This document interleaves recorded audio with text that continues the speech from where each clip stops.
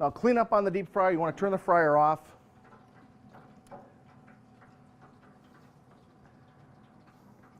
The baskets, those can go in the dishwasher, pot, pan, sink, nothing special there. Clean these, you would remove the baskets, take the fryer head off, and on the smaller units, this lifts up and out, and you would typically take a pot of some sort and a filter. There's several different types of filters. Some people will just use something like this, not quite fine enough. You put a nice mesh filter in there. Some people use cheesecloth. There's another filter out there, I think it's called like a Miro Clean, is that right? More like a silk almost if you felt it, but it's very fine.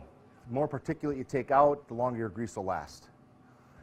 So on the smaller units, you take that pot, strain it through here manually, pick it up and just dump it through.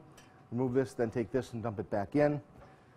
You could take the pans there, pot, pan, sink, dishwasher, what have you. Obviously, yes, you let these cool. That's a good point. You still want to strain grease when it's warm. You don't want to let it get cold. It just gets too thick, especially when you're using solid shortenings. You don't want to let it get too cold, but warm grease just strains through a little easier. Now, when you take these bins, or the wells, to the sink, you bring them back. Don't assemble the fryer right away. You want to let them dry thoroughly, especially if you're going to be washing down the heads. If you leave any water in there when you pour your grease back in, next time you fire up your fryer, that water is going to spatter and pop, and you're going to get a lot of stuff going on. So if you're cleaning these things, let them air dry thoroughly. Overnight's really good. No need to fill them back up, especially if you're using liquid shortening. Doesn't matter. Some people will actually take, on this unit, let me back up a little bit. For this unit, how to strain it, obviously we've got the valve.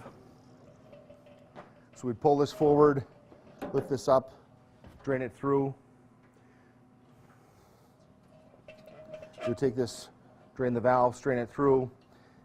You could then put water in here, scrub that unit out, drain the water out, and then let it air dry again or wipe it down really well, and then refill that unit.